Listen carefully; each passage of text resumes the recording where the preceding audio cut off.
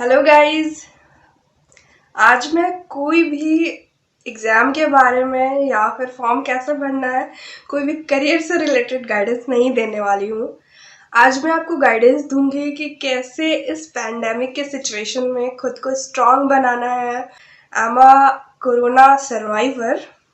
सो मैं अपना एक्सपीरियंस आपको बताने वाली हूँ और ये भी बताने वाली हूँ कि कैसे आपको बिल्कुल बिना पैनिक हुए कैसे इस सिचुएशन से बाहर निकलना है। गाइज, मेरी थोड़ी हेल्थ कंडीशन नॉर्मल नहीं है, तो मुझे इस प्रॉब्लम में जो भी ये बीमारी चल रही है इसमें कुछ ज़्यादा प्रॉब्लम हुआ दूसरों की अपेक्षा। जो भी आप सुनते हो ना कि ऑक्सीजन की प्रॉब्लम हो रही है एंड ऑल, वो सब हुआ मेरे साथ। बहुत पेनफुल है। प्लीज़ इसको खेल खेल में मत लो। मत सोचो कि क्या होगा, मुझे कुछ नहीं होगा। ऐसा नहीं सोचना है। भगवान ना करे कि किसी को भी कुछ हो। अब और मौतें नहीं देखी जा सकती मेरे से। मैं सबके लिए प्रे करूँगी और करती भी हूँ कि सारे लोग जल्दी से ठीक हो जाएं, ये सारा प्रॉब्लम ख़त्म हो जाए। देखो, एक्चुअल में क्या हुआ कि मैं बाहर नहीं जाती हूँ। मैं बिल्कुल भी बाहर नहीं जाती हूँ। एकदम मैं जो 1 साल से घर पे हूँ, 1 या 2 बार ही निकली होंगी। और मैं बाहर नहीं जाती, बाहर का नहीं खाती। और हमारे घर में जितने भी फैमिली मेम्बर्स हैं, 4 लोग हैं हम लोग, तो हमारा सबका अलग अलग सब कुछ है, रूम वगैरह। और जितने भी हम अपने पर्सनल सामान वगैरह यूज़ करते हैं, जैसे कॉम हो गया, सबका अलग है, टाल अलग है। तो हमारे बीच में ना पहले से ही आइसोलेशन वाला चीज चल रहा है। और अभी पेंडेमिक में तो खासकर बहुत ज़्यादा। बट स्टिल उसके बावजूद मुझे हो गया। मैं बाहर का कुछ भी नहीं खाती हूँ। कुछ भी चीज़ मेरे घर आता है तो पहले उसको सैनिटाइज किया जाता है। मैं न्यूज़पेपर नहीं पढ़ती, इसी वजह से ऑनलाइन न्यूज़ पढ़ती हूँ। और भी बहुत सारे एहतियात हम लोग बरतते हैं। बावजूद उसके मुझे हो गया प्रॉब्लम। पहले तो क्या हुआ कि स्टार्टिंग में मेरे पेट में पेन हो रहा था, ब्लोटिंग भी हो रहा था और ना डायरिया टाइप से हो गया था। तो मैंने डॉक्टर से कंसल्ट किया एंड ही सेड कि 3 दिन की दवाई उन्होंने दी और उन्होंने कहा कि स्टमक इन्फेक्शन है। अगर ये ठीक नहीं होता है तो मे बी कोरोना का सिम्टम्स है ये, तो आप प्लीज़ चेक कराना। तो 3 दिन बाद क्या हुआ कि स्टमक का जो प्रॉब्लम था वो ठीक हो गया, लेकिन तीसरे दिन रात में मुझे ना ठंड लगने लगी, मुझे फीवर हो गया था। और नींद में थी तो मैंने उतना ध्यान नहीं दिया और हेडेक भी स्टार्ट हो गया। तो मुझे लगा कि शायद हो गया होगा कुछ, मतलब कोल्ड वोल्ड हो गया होगा। सुबह उठी तो 102 फीवर था। हेडेक था बहुत ज़्यादा, एकदम फट रहा था पूरा सर, एकदम लग रहा था कि फाड़ दूँ सर, ऐसा फील हो रहा था। अमृतांजन लगाया, मतलब बहुत कुछ किया, लेकिन फिर भी ठीक नहीं हो रहा था। और अपने आप ही मुझे कोल्ड हो गया। मतलब एक होता है ना कि मैंने ठंडा कुछ खाया पिया, ऐसा नहीं है। मैं हमेशा गुनगुना पानी ही पीती हूँ। मेरे पास hot and cold water bottle है और हमेशा मैं गर्म पानी ही पीती हूँ। सिर्फ गर्मियों के दिन में नॉर्मल वाटर पीती हूँ, मैं फ्रिज का पानी नहीं पीती। इसके बाद भी मुझे कोल्ड कोल्ड फील होने लगा और बहुत ज़्यादा जकड़न वाला कॉफ हो गया और नाक भी बंद हो गया और मुझे एकदम अजीब फील होने लगा। उस दिन के बाद 3 दिन तक मेरी हालत बहुत ख़राब होते चली गई। ऐसा नहीं था कि कुछ इम्प्रूवमेंट हो रहा था। मैं मेडिसिन ले रही थी, सारा मेडिसिन टाइम से ले रही थी। और जितना कोरोना में गाइडलाइन दिया गया है कि नींबू पानी पीना, काढ़ा पीना, गार्गिल करना है, सब कुछ कर रही थी मैं, सब कुछ कर रही थी। इसके बाद भी क्या हुआ कि जो फीवर आया ना, उसके 4th डे शाम में मैं आराम से काढ़ा वाढ़ा पी के बैठी, शाम में 7 बजे के आसपास। और फिर मुझे भारी भारी फील होने लगा चेस्ट में। मुझे ना एकदम अच्छा फील नहीं होने लगा और मुझे लगने लगा कि यार क्या हो रहा है। मैंने गार्गिल किया, फिर कॉफ निकाला। उसके बाद उल्टा होकर लेटी, पेट में तकिया रखकर सांस लेने की कोशिश की, बट सांस नहीं जा रही थी। बहुत हालत ख़राब हो गई और मेरे आँखों से अपने आप ही पानी एकदम टप टप टप टप बहने लगा। पापा को बताया मैंने घर पे। मम्मी भी बीमार पड़ी थी, वो भी आइसोलेटेड थी और पापा थोड़े टेंशन में आ गए। बट मैंने बहुत ही काल्मली सिचुएशन को हैंडल किया। मेरे पेरेंट्स ने भी पैनिक नहीं हुए। देखो, मैं सबसे बड़ी चीज़ ना, मेरे सर्वाइवल के पीछे की स्टोरी है विल पावर, पॉजिटिविटी। मैं एक दिन भी पैनिक नहीं हुई। इंस्पाइट कि मुझे सांस नहीं जा रही थी, उसके बावजूद भी मैं आराम से चेयर पे बैठी हुई थी।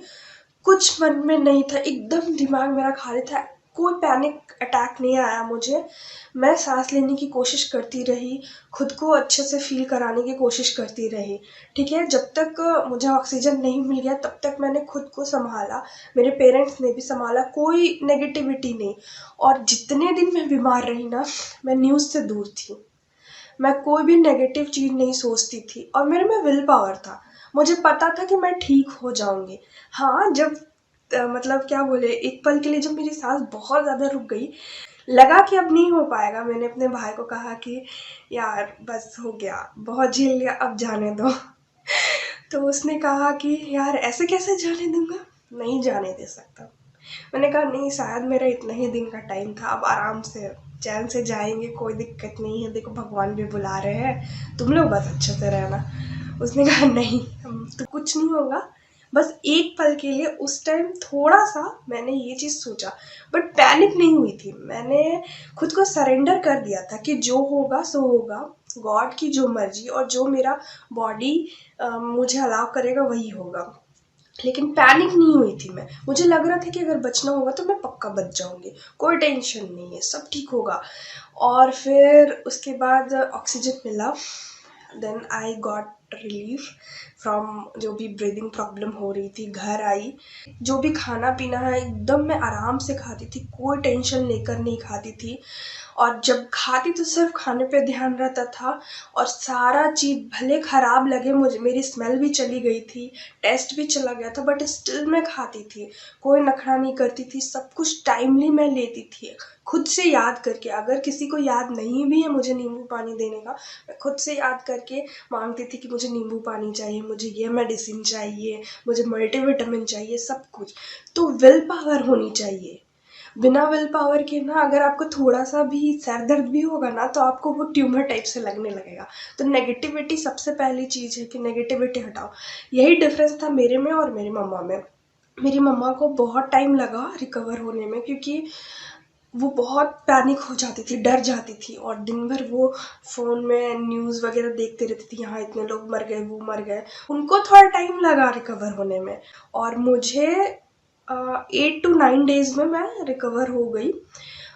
मेरा आज शायद 10th डे है, मैं काफ़ी अच्छा फील कर रही हूँ। मैंने सब कुछ आज अपने रूम का सैनिटाइज भी किया, सारे मतलब जितने भी कपड़े थे। और हाँ, ये चीज़ है, एक चीज़ और मैं बता दूँ, जब आपको प्रॉब्लम होती है, जब आप बेड में हो, तो डेली एटलीस्ट, डेली ना भी सही तो कम से कम एक दिन गैप करके खुद को थोड़ा फ्रेश करना है, कपड़े साफ करने हैं, कपड़े चेंज करने हैं, बॉडी कम से कम गर्म पानी से आपको सैनिटाइज करना, बॉडी को साफ रखना है, क्योंकि गंदगी से ना और ज़्यादा मतलब अच्छा फील नहीं होता। और मैं एक चीज़ बता रही हूँ, लोग ना पैनिक होकर ना ज़्यादा खराब सिचुएशन पड़ रही है। देखो क्या होता है ना, नॉर्मल लाइफ में भी अगर आप रोते हो या आपको डर लगता है, बहुत ज़्यादा पैनिक हो गए, जैसे एग्ज़ाम देने के टाइम में आपकी कुछ इंपॉर्टेंट चीज़ छूट गई, डॉक्यूमेंट, तो आप पैनिक हो जाते हो, तो यहाँ पे गले के बीच में एकदम घुटन सी होने लगती है।